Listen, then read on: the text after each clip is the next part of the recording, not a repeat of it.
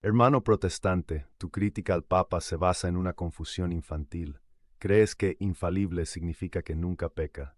Si entendieras lo que realmente enseña la Biblia sobre la autoridad de Pedro, dejarías de confiar en tu propia opinión falible hoy mismo. Te han dicho que la infalibilidad papal es un invento soberbio donde un hombre se cree Dios. Te han dicho que los papas han cometido pecados horribles en la historia y por lo tanto no pueden ser infalibles. Tienen razón en lo de los pecados, pero están totalmente equivocados en la doctrina. Hoy voy a explicarte, con la Biblia en la mano y la lógica más elemental, por qué necesitas un intérprete infalible para tener una fe segura, y cómo Jesús garantizó esto a pesar de la debilidad humana de Pedro. Quédate, porque esto va a desafiar tu seguridad teológica. La objeción estándar que repites es esta. La Biblia dice que todos pecaron y están destituidos de la gloria de Dios. Romanos 3:23. Solo Dios es infalible. Decir que el Papa no se equivoca es blasfemia. Además, mira la historia. Hubo papas corruptos, papas guerreros, papas con hijos. Pedro mismo negó a Cristo 3 veces y San Pablo lo tuvo que corregir en Antioquía. Gálatas 2. ¿Cómo puede la Iglesia Católica enseñar que un hombre pecador es la voz de Dios en la tierra? Entiendo tu punto. Si infalibilidad significara impecabilidad, no poder pecar, tendrías toda la razón. Pero aquí está el secreto que tu pastor no te explica. La Iglesia Católica nunca ha enseñado que el Papa no peca. De hecho, el Papa se confiesa regularmente. Entonces, ¿qué significa realmente este dogma? Vamos a la raíz bíblica. Mateo capítulo 16, versículos 18 y 19. Jesús le dice a Simón: Tú eres Pedro, y sobre esta piedra edificaré mi iglesia. Y a ti te daré las llaves del reino de los cielos. Y todo lo que atares en la tierra será atado en los cielos, y todo lo que desatares en la tierra será desatado en los cielos. Analiza la magnitud de la promesa. Lo que atares en la tierra será atado en el cielo. Si Pedro ata una mentira doctrinal en la tierra y el cielo la ratifica, entonces Dios estaría ratificando una mentira. Pero Dios es la verdad y no puede mentir. Tito 1:2. Por lo tanto, para que la promesa de Jesús sea verdadera, Dios debe proteger sobrenaturalmente a Pedro para que no ate el error en materia de fe y moral. La infalibilidad no es una cualidad del hombre, es una garantía de Dios para proteger a su iglesia. Es como las llaves de Isaías capítulo 22, versículo 22. El mayordomo que tiene las llaves abre y nadie cierra. Es una autoridad oficial, no personal. Jesús no garantiza que Pedro será un santo impecable. Garantiza que sus decisiones doctrinales oficiales, atar y desatar, tendrán respaldo divino. Si el Papa pudiera enseñar herejía oficialmente y obligar a toda la Iglesia a creerla, las puertas del infierno habrían prevalecido contra la Iglesia, haciendo mentiroso a Cristo. La infalibilidad del Papa es en realidad la infalibilidad de la promesa de Cristo. Vamos a Lucas capítulo 22, versículos 31 y 32. Jesús le dice a Pedro: Simón, Simón, he aquí Satanás os ha pedido para zarandearos como a trigo, pero yo he rogado por ti, que tu fe no falte, y tú, una vez vuelto, confirma a tus hermanos. Jesús ruega específicamente por Pedro. ¿Para qué? Para que su fe no falle, Clipe. Y le da una misión: confirmar a los hermanos. Si Pedro pudiera enseñar error a la Iglesia Universal, no estaría confirmando a los hermanos, los estaría desviando. La oración de Jesús es eficaz. La fe de Pedro, como doctrina, no puede fallar porque Jesús oró para que no fallara. Incluso en el Antiguo Testamento existía este concepto. En Mateo capítulo 23, versículos 2 y 3, Jesús dice: En la cátedra de Moisés se sientan los escribas y los fariseos. Así que todo lo que os digan que guardéis, guardadlo y hacedlo, mas no hagáis conforme a sus obras. Escucha esto. Los fariseos eran pecadores e hipócritas, no hagáis conforme a sus obras, pero tenían una autoridad doctrinal protegida cuando enseñaban desde la cátedra de Moisés: haced lo que os digan.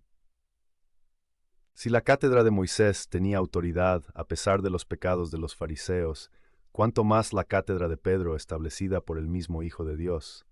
La infalibilidad está en la cátedra, el oficio, no en la persona privada. Para que dejes de atacar un hombre de paja, necesitas entender las condiciones. La Iglesia definió esto en el Concilio Vaticano I, año 1870, aunque la práctica es antigua. El Papa es infalible solo cuando: 1. Habla como pastor y doctor de todos los cristianos, no como teólogo privado ni en una entrevista en un avión. 2. Define una doctrina sobre fe o moral, no sobre economía, ciencia, deportes o clima. 3. Tiene la intención de definirla como obligatoria para toda la Iglesia. A esto se le llama hablar ex cátedra, desde la silla. Cuando el Papa opina sobre fútbol, puede equivocarse. Cuando el Papa peca, necesita confesarse. Pero cuando define solemnemente un dogma, como la Asunción de María, el Espíritu Santo impide que enseñe error. No es que el Papa sea muy listo, es que el Espíritu Santo lo bloquea si intenta enseñar herejía ex cátedra. Es una protección negativa. Piensa en los autores de la Biblia. David era un adúltero y asesino. Pedro negó a Cristo. Pablo persiguió cristianos. Eran pecadores, pero cuando escribieron los salmos o las epístolas, fueron infalibles e inspirados.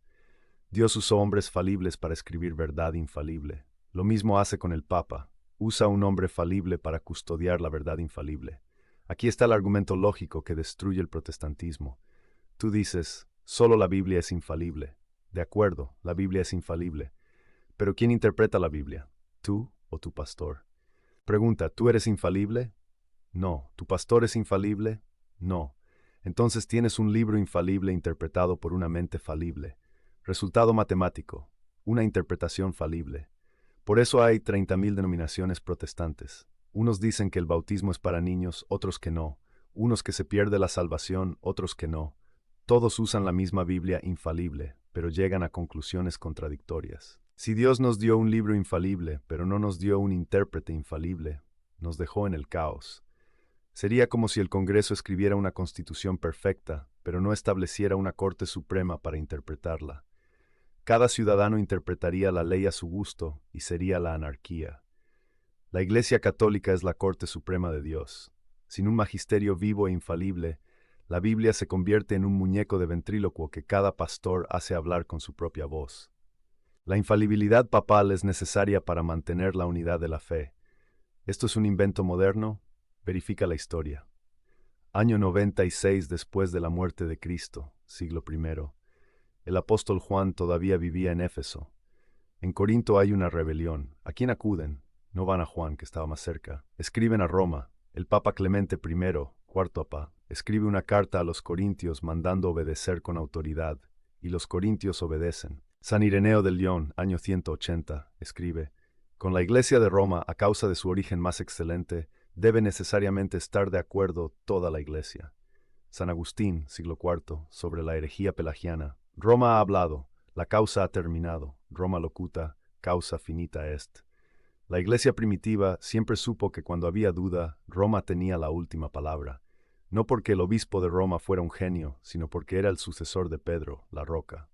En el Concilio de Calcedonia, año 451, cuando se leyó la carta del Papa León Magno definiendo las dos naturalezas de Cristo, los obispos gritaron: Pedro ha hablado por boca de León. La infalibilidad no se inventó en 1870, se definió. Igual que la ley de la gravedad existía antes de que Newton la formulara. Contraargumento 1. Pero Pedro negó a Cristo 3 veces. Respuesta: eso fue un pecado moral, un fallo de voluntad, no una enseñanza doctrinal ex cátedra. La infalibilidad no es impecabilidad. Además, eso ocurrió antes de recibir el Espíritu Santo en Pentecostés. Contraargumento 2.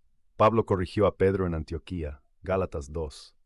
Respuesta: Pablo corrigió una conducta hipócrita, no una doctrina. Pedro sabía que los gentiles no tenían que judaizar, él mismo lo definió en Hechos 15, pero por miedo se apartaba de ellos al comer. Pablo le reprende su simulación, no su teología. El mismo texto dice que Pedro no andaba rectamente, es decir, su comportamiento no coincidía con su propia doctrina correcta. Fue una corrección fraterna de conducta, no una corrección de dogma. Contraargumento 3. ¿Ha habido papas herejes? Respuesta: falso. Ha habido papas que en sus opiniones privadas fueron ambiguos o débiles, como Honorio o Liberio, pero ninguno definió una herejía ex cátedra para toda la Iglesia. El Espíritu Santo siempre lo impidió, a veces permitiendo que el papa muriera antes de firmar el error. La historia de los papas malos es, irónicamente, la mayor prueba de la infalibilidad. A pesar de tener líderes terribles, la Iglesia nunca cambió el dogma. Si fuera una institución humana, se habría destruido hace siglos. Imagínate un partido de fútbol. Tienes el reglamento, la Biblia. Pero en el campo hay jugadas dudosas. ¿Fue penalti o no? Si cada jugador interpreta el reglamento a su manera, el juego se detiene y hay pelea. Se necesita un árbitro. El árbitro puede ser una mala persona en su vida privada, puede tener deudas, puede ser antipático, pero en el campo tiene la autoridad final para decidir. Si no hay árbitro, no hay juego. El Papa es el árbitro que Cristo dejó. No para agregar nuevas reglas, el Papa no puede inventar dogmas que no estén en la revelación, sino para interpretar las reglas existentes y decir, esto es falta, herejía, o esto es gol, verdad.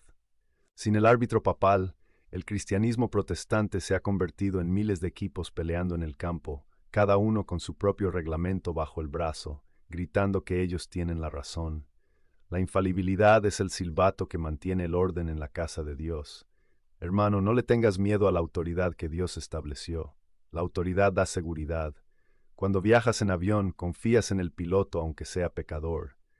Cuando te operas, confías en el cirujano aunque sea pecador. ¿Por qué no confías en el vicario que Cristo dejó para pilotar su iglesia? Jesús no escribió un libro y se fue.